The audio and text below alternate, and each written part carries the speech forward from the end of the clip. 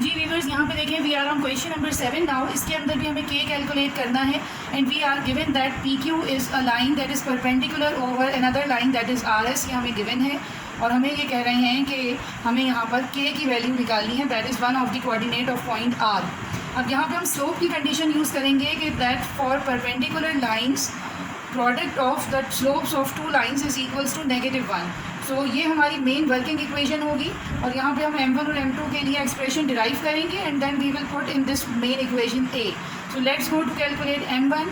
So m1 will be y2 minus y1 over x2 minus x1 and for m1 p will be our x1 y1 and q will be our x2 y2.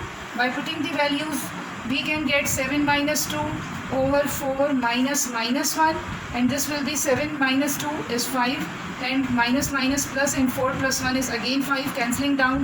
So m1 will be equals to 1। ये हमारे पास direct value आ गई है, इसको कह देते हैं 1। Now we can go for m2।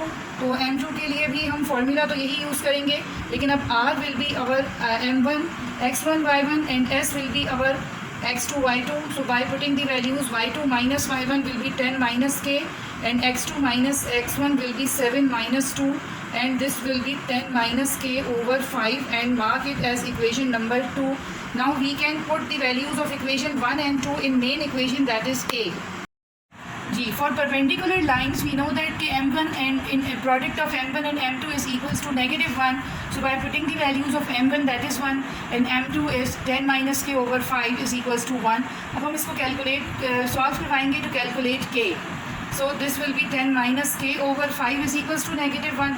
5 will be cross multiplied, so 10 minus k is equals to -5. Now 10 will be moved to other side, it will give -5 and -10 and minus k will be equals to -15. Negative sign will be cancelled down and k will be finally equals to 15 and that is our required answer.